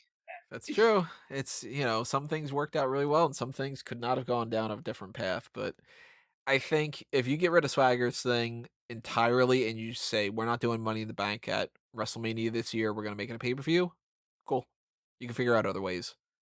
Maybe Edge beats Jericho for the title and Kane cashes in on Edge at Money in the Bank. Maybe, maybe Jericho retains and loses it to Rey Mysterio. There you go. Then you're back on track. It's just that Swagger doesn't get a world title reign. I think how I would have done it in hindsight is that I'd have Christian. If you're going to have the Money in the Bank briefcase, I'd have Christian win it. I'd have Edge help him, or Edge inadvertently have helped him, like he did with Jack Swagger. So Christian's world champion. You go into a three-way feud between Christian, Chris Jericho, and Edge for a little while. Then you have Edge turn heel, and Edge and Christian feud over the title for a little bit. And then you have Edge go over to Raw in the draft, and then Christian is the one that loses it to Kane. Because Christian, I think, was a sympathetic enough babyface. I think people would still be excited with the fact that he was the world champion by that point, that you can get the same sort of reaction that you got with Mysterio losing the title. So when you mentioned the Kane stuff, here's another random element that I think people have long forgotten about the Swagger run. He was supposed to fight Taker. He was supposed to go on to have a rivalry with Taker, but once again, like in 07, Taker gets injured and they randomly pull the Kane storyline out. So who knows if Taker doesn't get injured and he has some good matches with Swagger, maybe Swagger does get made, and maybe just time wasn't on his side. It's funny because Mysterio. The only reason Mysterio was in that match where he won the world title was because he injured the Undertaker in the match they had. Right. Or the Undertaker got injured. I'm not saying Mysterio injured him, but he got injured in that match. So yeah, it is strange how things actually end up working out. We move on to go to Kane The cash in. Miz. Kane Well, cash is perfect. Yeah, I mean, are we changing the Kane one? I don't think so, Oh, right? no, not at all. No. Yeah, so Kane, you're cool. The Miz is a different story. I would keep it, but I know some people probably wouldn't. No, I'd keep it. And I can't say I know in previous episodes and podcasts stuff like that I've been a bit down on the Miz, but I think at this point in time it's the right decision out of all the names that were there. And if they'd have carried on his momentum beyond WrestleMania 27 and not just pretty much stilted him beyond that point, from around about mid to late 2011 onwards, I know he did that feud with him joining forces with R-Truth and then feuding over against CM Punk and Triple H and the whatever elements with that stuff. But from that point onwards, they just kept degrading him to the point where it almost feels like, looking back now, yes, The Miz is one of the most winningest Intercontinental champions of all time, but it's okay, yeah, he's great, but WWE champion? He was WWE champion 9 years ago, nearly 10 years ago at this point, and that's pretty. It just feels like if he was to become world champion, it would have come a lot later, and actually ended up doing. Well, aside from the fact that Callum just made me feel very old with his factual statement there, Miz was the perfect choice, and like Swagger, I think he was a victim of WWE became in a position where they needed new guys, and they weren't ready for new guys. Yeah. So the guys that they gave it to were just absolutely screwed by just, okay, we're giving you the belt because you're what we have right now, but we're really, really mad that you're what we have right now. Yeah, they were very hesitant to go with the people that they decided that they could go with when they had full control over who they would go with. Because they could have just given it to Orton, they could have given it to Jericho, they could have given it to Edge, but I think they made the right call with Miz. I'm I'm more on the happy side when it comes to Daniel Bryan. I think that the cash-in was a little bit strange, but at the same time, it was still kind of fun. Honestly, I'm gonna say no. I wouldn't have given it to him. I would have given it to Wade Barrett. Daniel That's the other Bryan. one, yeah. Daniel Bryan would have been fine. You can argue that he needs to cash in to have the yes movement, but I think there's only one world title win that anybody remembers of Daniel Bryan's 5, and it's the one at WrestleMania 30. Well, there's the SummerSlam. Yeah, but he loses it. Like, that's what I'm saying. Like, I think with that sets him up on the path anyway. And they treated that SummerSlam match like he had never won the big one anyway, so he Yeah. doesn't need to cash in. You could get rid of that, and if you can keep that same sort of momentum, you can get away with him winning the title from Cena and doing that. Yeah. See, I think this cash-in is so unbelievably necessary for Daniel Bryan to eventually become a world champion. Or potentially, he could become world champion, obviously, off the back of this, but I mean, become the main event star that we knew he could be. Because that world championship run filled him with so much personality and character. Because prior to that, I mean, you've spoken about it before, Tony, how you weren't really on board with the Daniel Bryan thing early on in his WWE run. Right. Because he was very bland. He didn't have a lot of personality, not the personality that we know that he has in spades now. And a lot of that was developed, or at least exposed to the audience, but off the back of that world championship reign, with the yes chants and the I'm the world champion, and pointing at the belt and all the time. The 18-second loss to Sheamus, the feud that followed it with his relationship with AJ Lee, all of that stuff is off the back of this world championship win. So I think it's you change so much, you could potentially change so much wrong in such a wrong way with not giving him this win. So I think this is the one which could have the most disaster if you change it. I mean, with any of these changes, I would want some kind of reassurance that I'm not messing up the timeline too much and stuff. No. Yeah. Well, I think that there's a very good possibility that if you don't give him this win, he's released within a couple of years. That's true. That's fair. So it's like you lose that entire side of it. And yes, I think Wade Barrett should have gotten a briefcase at one point and been elevated to world championship status because he was good enough. I just don't think that you should risk losing out on the Daniel Bryan and the yes movement and all that stuff that happened post this point by having him not win the briefcase. Well, we can all agree not Sin Cara, am I right? Not Sin Cara in pretty much any situation. It would be funny if they'd given him Sin Cara the win because they were suspending him the night afterwards as well. So it's like... Well, the next one's Alberto Del Rio. And can I use your RVD rule of in hindsight, I just don't like the guy? So right, it seems so hard for me to just say, yeah, you should just get rid of this idea because I don't like the guy and I never was a big fan of him and all that. But since there is nothing weird about it, it makes sense. Yeah, it's the only, looking at this list right now, it's the only one that does make sense. I mean, I liked Alex Riley considerably better than Alberto Del Rio. So if you were to tell me okay, Alex Riley wins and stuff like that, I'd be like, all right, cool. That's cool. But he was world championship material at the time and all that, blah, blah, blah. You know what I mean? It's just, that sucks. Yeah, it's hard to just look at the field surrounding it. It's either people that had been world champion and didn't need it at that point in time, or people that just weren't ever going to really reach that level. If I was being really finicky, I'd be like, let's go round 2 with the Miz. That's what I was thinking too. No, I think that the only one that made sense outside of Alberto Del Rio was R-Truth. Oh, is this R-Truth at that point had just been elevated to main event status? That's right. Yeah, you could totally go with R-Truth. And he was doing the little Jimmy thing. You could try to feel like he'd be super he was doing that super paranoid gimmick. You could always have him almost worried that he's going to get cashed in on with the briefcase, that sort of thing. So it's like, I feel like that would have, if you'd have carried on with that character and developed it more, then that could have been quite interesting with him being the briefcase holder. But I still think, for the most part, considering how stupid they were with the briefcase beyond that point, with him essentially being, okay, we're just going to use him to ruin CM Punk's title reign, then yeah, if you're going to do that, then just do it with Del Rio. Who cares, really? Can we all agree that, like, Miz, for whatever you want to say about how it's played out, 2010 was probably the last really well thought out Money in the Bank situation for a while. I would disagree with that, but we can move on. Was this Maybe around probably for a few the years, but there's Del Rio been Sheamus a feud? few since. Was Was this around what? Was this the Del Rio Sheamus feud? No, that's the No. next year.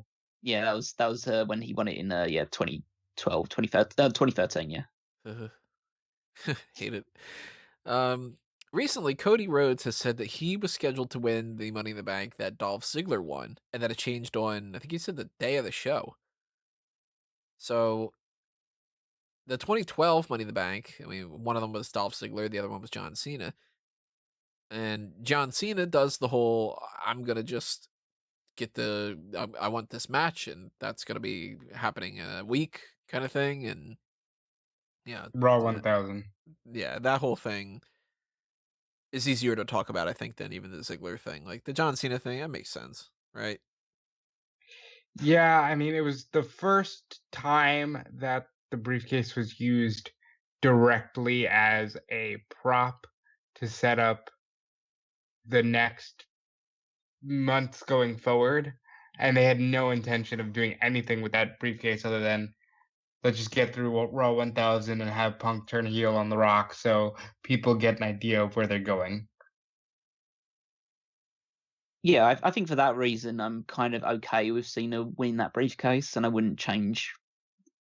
I mean, considering the other four people that were in that match, Yeah. none of them really like screaming. It's like, okay, they would have been a better Money in the Bank holder.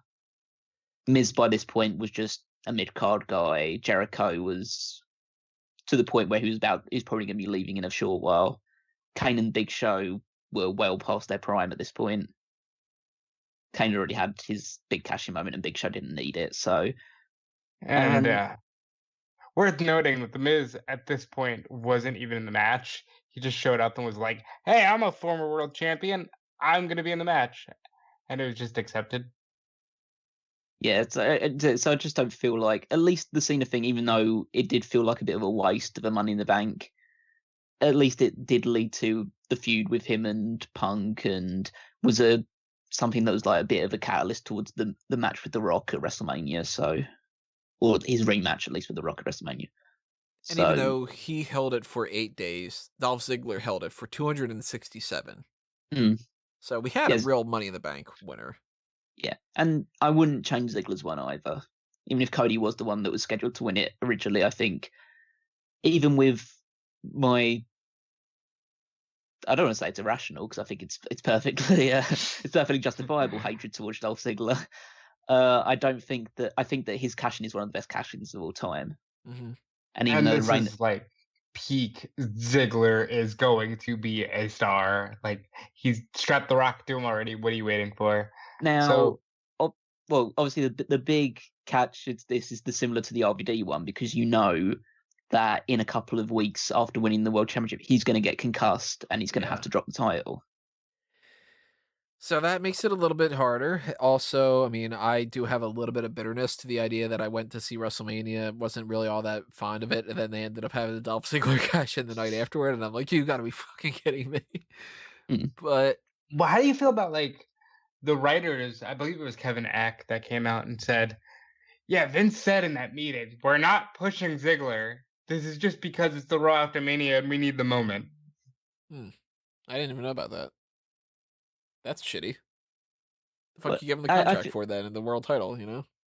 I mean, there's so much that really could have come out of it, because even with the concussion, that double turn match between him and Alberto Del Rio was a perfect double turn match. It was about as good as one of those types of matches you're ever going to see. Yeah, and yet they decided to use that opportunity to just push Dolph Ziggler down into a mid-card feud with Big E and AJ Lee rather than have him fight back for the world championship again. So if you wanted to use that as the argument, then maybe Cody would have been better. Or, I mean, Damien Sandow, we know what happens with Damien Sandow, so we'll talk about that in a little while. Christian, I think that was past the point for Christian. Tyson Kidd, we know what happens with Tyson Kidd, and I don't think he would have been kind of believable as a world champion anyway. Sin Cara, no. Tensai, no. Santina Marella. Yeah. Santina Marella would have been funny for a little while, but like, no, you wouldn't have him as the Money in the Bank holder. Yeah. I would potentially make the argument, though, that Cody Rhodes should have won instead of Damien Sandow. I would definitely not have gone with Cody for that. I'd go Wade Barrett for that one. I think you it definitely give should Wade have been Barrett a Sandow. world title. I'm cool with it. Like, that guy Oh should yeah, have won a world title. I think when I looked at all those ones, obviously we know Dean Ambrose would become, but he was very early into his run, so he would have future opportunities.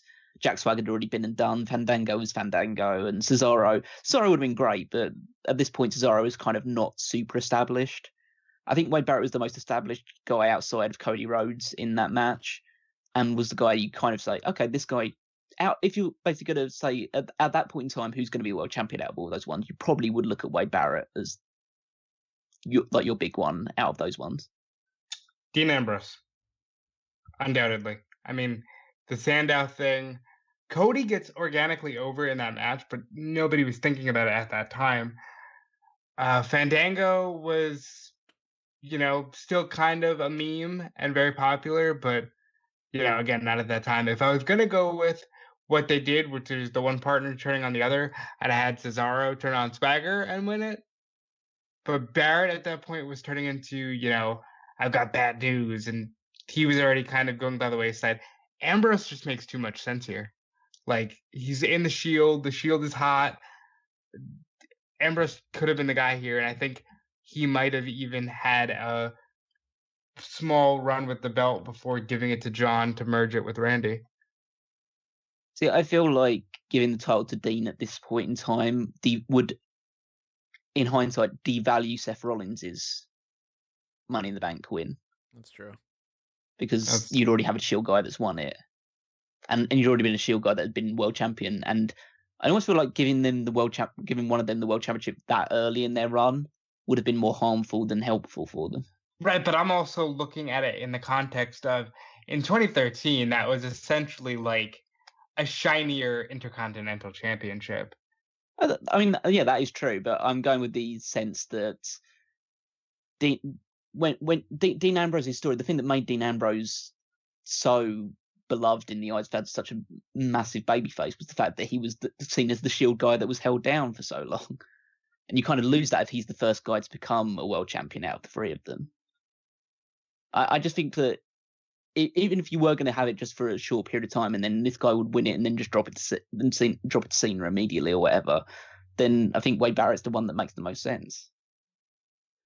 It might have kept him around a lot longer. I do think that it would have been cool if Sandow would have won too. I liked Sandow. I think what bothered me the most about Sandow was he loses the match, and then he cuts a great promo about how I'm not gonna stop until I get my revenge on you, John Cena, and I'm gonna be responsible for taking you out. And they literally just said, yeah, right, and didn't even have another match. They just moved on from Sandow.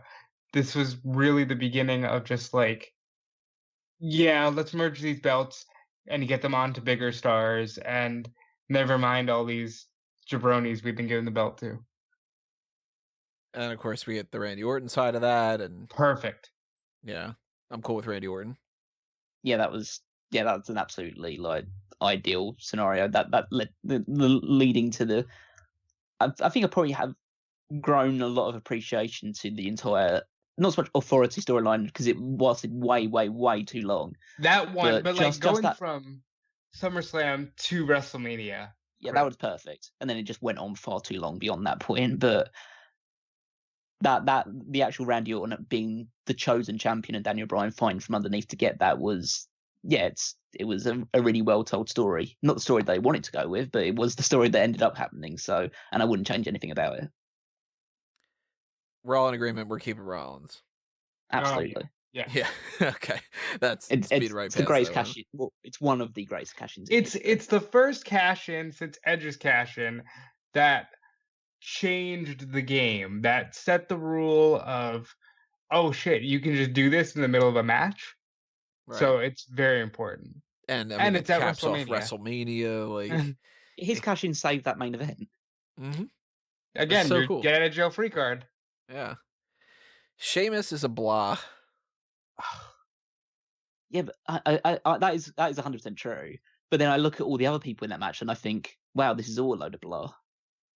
Because you say, okay, Roman Reigns. Roman Reigns is obviously a big deal, but he doesn't suit being the Money in the Bank holder No. because he's like they were pushing him as the top babyface. He shouldn't be a Money in the Bank winner. Randy Orton by this point was babyface. He shouldn't have held it. Neville shouldn't have held it. Is Kofi Kofi Kingston. in the New Day, or is this right before? This is Kofi in the New Day, so this is when Kofi's heel. Okay. I don't disagree with the idea of Sheamus being Money in the Bank at this point. I just feel like it ultimately didn't really mean much. Now, this Like, is the one of those cash years in where I is just more of like the yeah, problem, I think. I think this is this is the year where the Money in the Bank, when that match happened, you just feel like I kind of would be cool if they hadn't done the Money in the Bank pay per view that year. Because, like, you got Neville, and Neville at this point is hot off of NXT. So he's like a reasonable choice for a babyface. Ziggler is in the middle of. Did he out of the thing with The Miz already, or is he about to do that later? I think so. In 2015, I think I'm trying to remember because Was so this the Cena? The yes, this authority is thing? Yeah. yeah. I'm trying to think because this is after well after the authority stuff. So this is after his bomb ass match with Harper, and for like a week they teased him as being a favorite for the Royal Rumble, and then he just promptly went back to Dolph Ziggler mode, where he's not a favorite to do anything. I think they could have gotten away with Ziggler doing it. However, again, Sheamus, you've got to say that get out of jail free card, Survivor Series messed up, and they weren't ready to give it to Roman, so Sheamus got a run out of it. And I would argue that I would like it more had he not gone back to being like a tag team guy and a mid card guy following the cash in. Yeah, Yeah, I I think the kind of feel cash like in's bigger of a problem than Sheamus himself winning. yeah, it was a cool-ish moment, and realistically, Sheamus was the one guy that managed to get Roman Reigns cheered Yep. in that entire period of time. So I think just them handling poorly beyond that point was probably the bigger issue. So Dean Ambrose, we're probably all cool with, I think, right? Out of the options available, I think Dean Ambrose made the most Yeah, sense. and what a moment doing the whole. All three of them had the belt. It is funny reading on Wikipedia. Held the contract for 57 minutes. Yeah.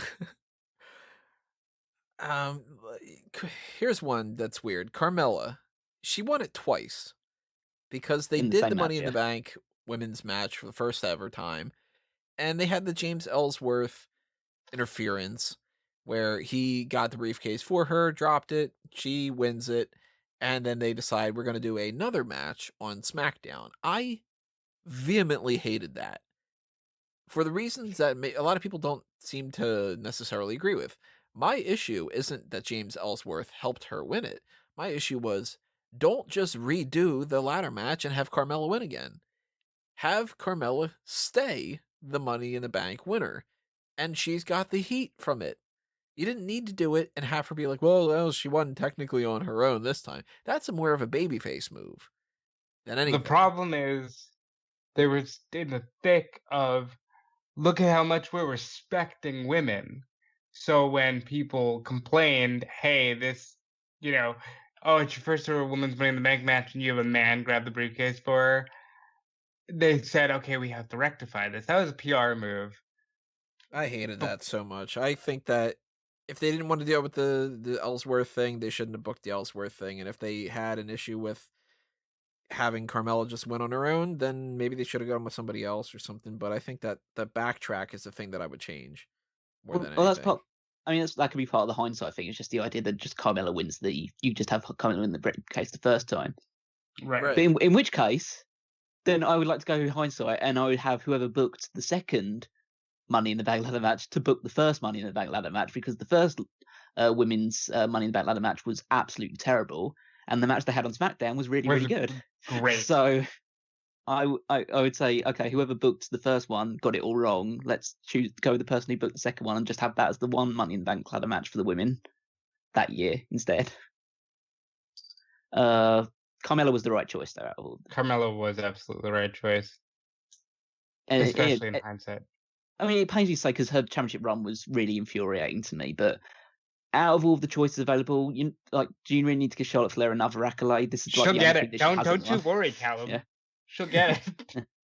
It's almost like it actually adds fuel to Becky Lynch's future characters. The fact that she didn't win this match, so that's better for her. Natalya, she ended up winning the women's title at some point later in the year anyway, so it doesn't really affect that. And you're not going to give Tamina anything. So, and Carmella's like the whole Miss Money Bank. She was a great Money in the Bank holder, a fantastic Money in the Bank holder. Not so great as the champion. It's still like a thing that she still says now. Yeah, I know. I mean, it built her entire character. It established her fantastically. I may not be a fan of the title reign that followed it, but because I almost feel like that was a reign that could have ended in a month or two, and then it would have been totally fine. I think in hindsight, the James Ellsworth stuff, even for the championship reign, really messed a lot up. I think I kind of go with the sense that I think just her not being a particularly good wrestler was the thing that messed it up for me. This is a funny year as well, because this Money in the Bank was a SmackDown exclusive pay-per-view. Yeah. Because they've done the thing where this is right at the start of the brand split, or pretty close to the start of the brand split, and decided, okay, so SmackDown gets one half of the Money in the Bank thing, and Raw gets the other half. And Raw, I think, got Great Balls of Fire off the back of this, so I don't think that was a pretty fair trade. Yeah, so maybe that's the thing that changed instead. Yeah. Well, Baron Corbin. All right, continue. I was just gonna say, like, thinking of things that you could change, the men's Money in the Bank. I mean, I'm somebody who really likes Baron Corbin, and I think that he should at some point win the World Championship. But Kevin Owens should have won that, or AJ Styles should have won it, or I think Kevin should have won it. You know, even again, like this, you can run with a babyface Sami Zayn here, or if you want to give it to Ziggler here. I don't remember what Ziggler's doing here, but Ziggler seems like he's a fill-in guy here. If you didn't want to have the person successfully cash in anyway, Ziggler should have been the guy. Depending on what you want to do with it, I just don't think it should have been Baron Corbin. And if you gave it to Corbin, he should have won it. Right. I don't care who he beat. Even if he beat AJ for a month and lost it. Jinder Mahal had a 6-month run with a championship. Like, anybody can be champion. But this was a huge mistake from beginning to end. I mean, this was a good opportunity because Jinder Mahal was so loathed as the world champion, to give it to someone like AJ or Shinsuke or Sami Zayn, who was the big baby face at the time, and just say they're the ones that end the fight. They've saved SmackDown from having Jinder Mahal as the WWE champion, and they'd be beloved off the back of it. But if you're going to go down the line of, okay, AJ beats have the Jinder Mahal reign, however long you want it to be, and AJ's the one that beats it, then Kevin Owens should be the one that beats him, and that should be a feud for. It was a feud for, yeah. Well, I'm just trying to think about all this stuff. It's just a case of it's just a case of with Baron Corbin losing it. It was the first time that, even though John Cena had failed to cash in and Damien Sandow failed to cash in, this was the first one it felt like a really, really huge waste. Right. Because it made no sense. Like, he decides to cash in randomly, and then he loses in 2 seconds. It was like they just decided, you know what? I think we're good this year. We don't need the briefcase. Get rid of it. I mean, if they decided we don't like Baron Corbin, let's make him be humiliated. Yeah, But we would soon learn that they love Baron Corbin. his failure to cash in was in the middle of a feud with John Cena, which ended with him losing to John Cena at SummerSlam, and then John Cena promptly fucked off. So that's just like the overarching story of this entire thing is just that Baron Corbin lost it for no reason for a feud which he didn't even win. I just think that they had decided, all right, we're gonna go with Jinder until we want AJ to take it, and then we don't need this cash in. Just get rid of it.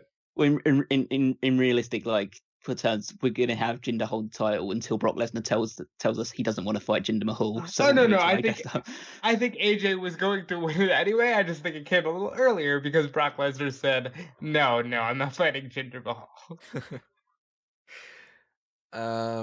We get Alexa Bliss. Totally cool with that.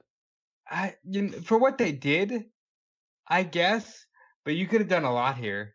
You could have Charlotte sneak in and cash in on Ronda because Charlotte should be a heel at all times anyway. I think we all thought Natty was gonna just turn on Ronda, so you could have done that. Sasha Banks should have had a briefcase by now, just because Banks, Money in the Banks. I don't know. It seems like it writes itself. Naomi and Lana didn't need it. Alexa Bliss was good for what they did with her, but you could have done more too. I think if you're going to take the attitude of I know it's like hindsight is 2020 and you can change a lot of stuff in that regard, but you want to take the mindset of, okay, you can change it from the actual night of Money in the Bank onwards, and knowing that you've already booked this Ronda Rousey Nia Jax match for the Women's Championship, knowing full well you can't have Ronda lose that match, but it's way too early for her to win the World Champion, or it's quite early in her run to win the World Championship, then yeah, you should give it to the smarmiest heel out of the bunch of them, which is Alexa Bliss, and have her ruin Ronda's cash in, beat Nia Jax, and be a much bigger heel foil for Ronda to beat up and win the title from. So I think the way they did it actually worked out for the best, really. That's fair. Now I am totally annoyed with how the Braun Strowman thing worked out. This is even worse than the Corbin one in a really But I think, again, I don't know what you really should do. Who should have won this match based on the conditions at the time? And I know people disagree. Some people disagree with me. Rusev should have won the Money in the Bank out of this one because he was super over. Yeah, he was super over this time. I know people could say however artificial the Rusev Day stuff was. He was the most over person in this match. I agree. And he should have been the one to win it. And again, we're talking hindsight here, so yeah. So even if it was artificial with the Rusev Day stuff, and if he wouldn't have lasted beyond 2018, in 2018 he was the hottest thing on SmackDown and the hottest thing in WWE in general, arguably. So he should have been the one to win it. If not him, Samoa Joe should have won it because he could have used that to win a world championship, and he's someone who could perennially get over with the title.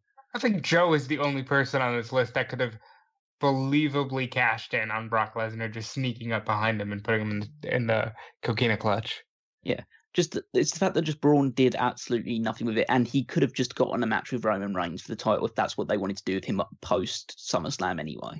So there is the Moxley thing, where Moxley says he was supposed to cash in successfully, or he was supposed to at least attempt to at SummerSlam, and then the Shield promptly fucks everybody up, and they go off the air with the Shield doing the fist. But when you think about Braun Strowman is watching the match from the ramp, gets promptly beaten to shreds by Brock Lesnar with the briefcase, that Brock Lesnar then just throws away. And Roman Reigns finally gets his moment, and then it becomes Roman versus Braun with the Shield and Ziggler and McIntyre hanging around. It was just so weird. And at the end of the day, fucking useless. That whole thing was just so dumb. And I'm so glad that Braun is now a champion in as odd of a situation as it was. But yeah, not a fan at all of that whole thing. Bailey, we're getting, this is weird. Okay, so actually let's go with Brock. Because Brock we can talk about now it's fully complete. Brock won. We got Boombox Brock, and even though he beat Rollins, who had beaten him, and then Rollins beat him again, and that I don't like that. And I think I would have gone with somebody else in the grand scheme of things, but Boombox Brock was pretty great. So Hindsight, I think they could have done more with Lesnar, especially with the idea of the cash in on the first Fox on Kofi. But yeah, Boombox Brock was so good that I would not have wanted to see anybody else win this match in hindsight. Yeah. No, in hindsight, I wouldn't change Lesnar winning the Money in the Bank briefcase. What I would change is that he would cash in on Kofi on the first night of Fox, yeah, and I he would have agree. had, and I would have had that match. And again, in hindsight, I would have had that match go 5 minutes rather than 3 seconds, Yeah, or whatever that's long it another was. good thing too. That Just would give have been. Kofi something, and then I'm totally fine with everything. But Bailey, we're still kind of riding the wave of that a little bit because even though she had a split between when she won the championship, she cashed in at She later on cashed that in same same night. night. Yeah, she beat Charlotte, who had beaten Becky. So because they wanted the whole you're the dual champion, but we actually don't want you to be dual champion, so let's get one of those titles away from you immediately. We really only want you as the Raw champion, that kind of thing.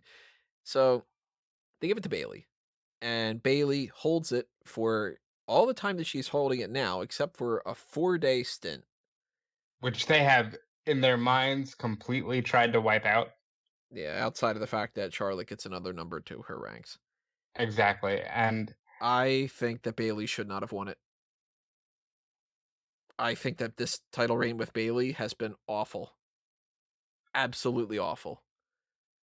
And I don't know who I would have given it to instead of Bailey to win the Money in the Bank thing like that, but if I can change something of the mix, maybe I would keep Bailey as the Money in the Bank, but have her lose the title somewhere along the line or something like that. That's booking her title reign though more than anything, and I think I would have given it to somebody else instead of Bailey just because I know now that they're still not wanting to do this only thing that matters, which is the Sasha Banks feud. They still just don't want to do it. did you see the interview where she said, "I'm totally cool waiting till WrestleMania to do the match"? It's fucking ridiculous. It's I will agree with only half of your statement. I would not have changed Bailey winning because at this point she hadn't won anything for so long. She needed that singles title run. I would have changed the whole, oh, we got to turn her heel. We got to turn her heel. Let's turn her heel. Because she's done nothing with it. And I think overall, it's made her just another wrestler where Bailey had such a character, and now she's just another wrestler. She's a chicken shit heel. Who really cares? Yeah, I'm trying to look at this in hindsight and just try to see, because I agree that the Bailey title reign hasn't been very good at all. I'm just looking over the other people that potentially could have won. Carmella's already won it, so you don't really need to give her the briefcase again. I don't think it really suits her to have it the second time, at least so soon afterwards. We know Emma Moon gets injured very soon after this and doesn't really amount to anything anyway. The Mandy Rose stuff, that means you miss out on the Otis storyline, because I doubt that you could have transitioned into it, but I think now she's in a position where she can show more character and then eventually move on to a women's title position. Nikki Cross, I think that it's actually been a benefit of her to be teamed up with Alexa Bliss, where she's actually That's how built that up a bit more started, character right? and personality. Because of the Money in the Bank, that she needed somebody to replace her. Yeah.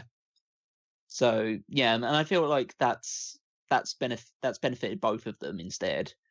Naomi, we know, goes AWOL for a while because of the Uso situation and all that other stuff. And Natalia is already like a well-established name, so she doesn't need to wait. The only one that you could potentially watch to then is Dana Brooke. And I feel like there's at least some intrigue. I've always had some sort of intrigue with Dana Brooke potentially being elevated up from the position that she's currently in. She is a lot better now than she was 3 or 4 years ago. Yeah, I'll give you that. And I feel like this could have been, if you treat it correctly, a good springboard for her to eventually, even if it was only shortly, to win the championship. Whereas Bayley, you could obviously Bayley, because of her popularity and legacy at that point in time, you could say, okay, she could just win the SmackDown Championship at any point in time. She could have moved over to SmackDown and beat Charlotte for the titles, like in the couple of months after Charlotte had beaten Becky Lynch for it, and Right. wouldn't have batted an eyelid. And then you could have Bayley turn heel and have Dana Brooke beat her, and maybe even have like a short run with it before dropping it back to Bayley again, if you wanted to. Then you have a shorter Bayley reign, which makes it slightly more palatable.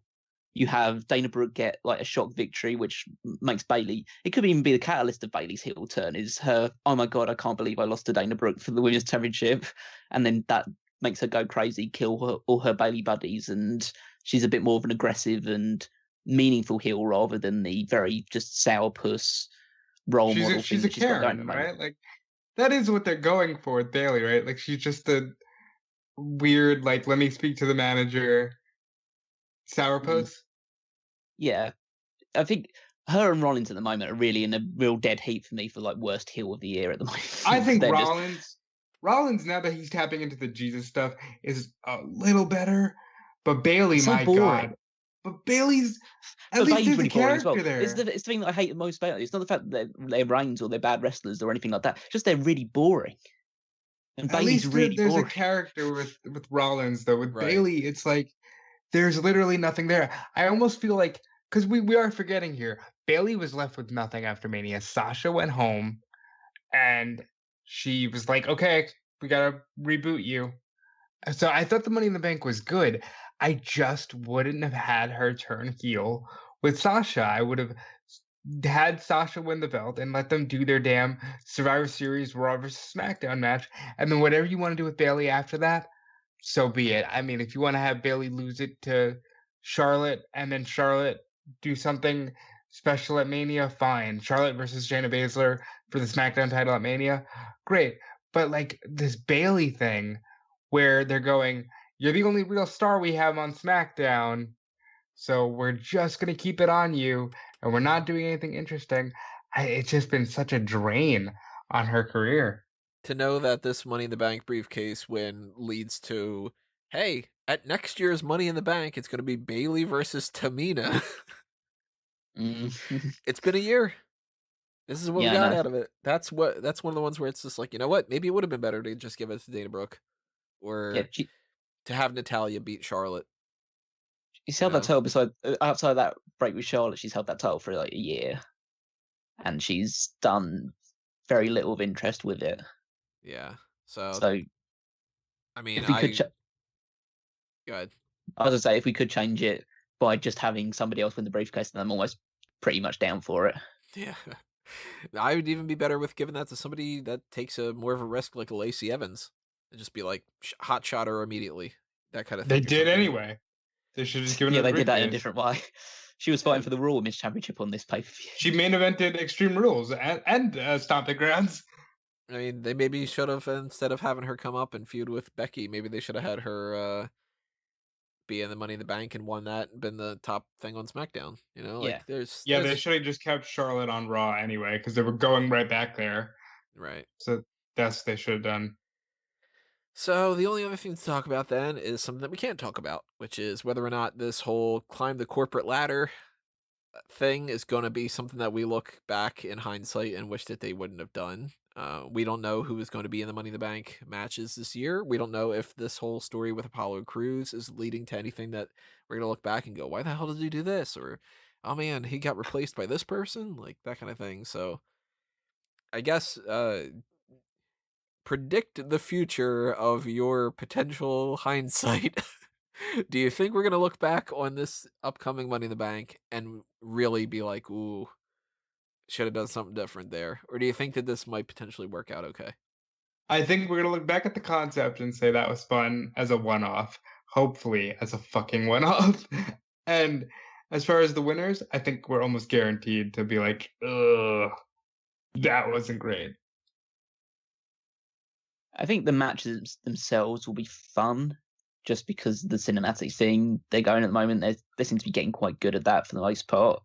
So I feel like they might do a good job with this funny fighting through the like through the building. I think they might have a few funny spots into it. So I don't think we'll regret the match itself.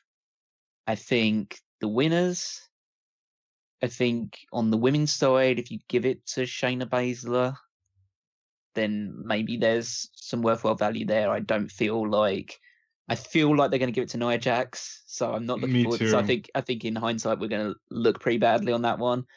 The men's side of things, I don't know who they're going to give it to on the men's side. Depending on who's replacing Apollo, I don't know, but the only person I can honestly see is Corbin. Because I keep going through, like, having Aleister Black, like, I climbed the corporate ladder. Like, the only person who can make that work is, there's two people. There's Corbin and there's Ziggler. And I don't see them wanting to give it to Ziggler, but maybe they give it to Corbin again. I don't know. I feel, Corbin is probably the favourite at the moment, which is painful. But I would say I'd look back on it positively if either Daniel Bryan or Aleister Black won it, even if it isn't in the like most ideal circumstances. I feel like they're the two people that could do something positive with it. Black in particular, that could be the thing that actually elevates him up. Well, we will find out next week at some point because Money in the Bank's coming up next Sunday. Not this one, a couple of days from now, but you know what I mean. And we will do our full-on predictions later on, leading up to that next week. So, we'll kind of break down our full idea of everybody that's in the match and where we think that's going to go. And who knows in hindsight what we end up thinking about it. But at least in hindsight of this, what did you think? Good podcast? Bad podcast? Bad way of saying bad podcast? I should have not said the word that jumped ahead on that. I don't know. Drop a comment below. Tell us your thoughts on this. And also some ideas for future episodes of Wrestling is 2020, because I don't know when we're going to get around to doing this. In hindsight, I'll know, but, that's kind of the whole point of everything. So I did most of my plugs, other than the fact that if you want to follow us all over the place here, follow us on the social medias of Facebook and Twitter at Smark Out Moment. You should follow me all over the place at Tony Mango and at A Mango Tree. And of course, check out fanboysanonymous.com and click around all those different things here. You just start doing clicks on the different social medias and different podcast sides of things and accounts and all that, then any likes or favorites or follows are all greatly appreciated. But you should also do the same thing for these guys as well, because they have things that you can be checking out, and you can be following, and you can be hitting like buttons on and stuff. So tell them about them. Callum? Well, please follow me on Twitter at Wigmeister14 and check out all the weekly articles on Smark Moment, including the Power Rankings, my weekly contribution. And yeah, there might be some other stuff that I can talk about in the near future, but for now, that's it for me. Rob? And for me, follow me on Twitter and Instagram, that dude Felice. Check out WrestleZone.com. Check out Fightful.com. That's where a lot of the news breaks, and I write for those websites. So all that stuff is greatly appreciated. Thank you, and I'll pass it back over to Tony. And now I grabbed it. So grabbed the imaginary baton. Talking stick or whatever it is. I don't know. Talking mic. That's the point. Those are mics. I don't know. I'm all over the place here. Point being, thank you for listening to this. I think this is the most scatterbrained you've ever been. No, I'm sure I've been more scatterbrained than that, but I can't think of it, so maybe that kind of goes along with being a little scatterbrained. Point being, I appreciate all the support that everybody gives to us. Many, many money in the thanks for everybody that's out there. And we will continue on with whatever the game plan is for the rest of the next couple of days or so. Now we got the hot tags coming up, so we'll do that either Friday night or Saturday, depending on the way that things work out and stuff. We'll talk about Cain Velasquez being released instead of winning the Royal Rumble, and the new video game that's coming out for 2K and other hot tags. The way that we've been doing the hot tags for 500 weeks or whatever the hell we've been doing it. So thank you for all your support. Thank you for listening. Thank you for your comments. We'll see you next time, everybody. But for now, this has been another Smark Out moment, and we're being counted out.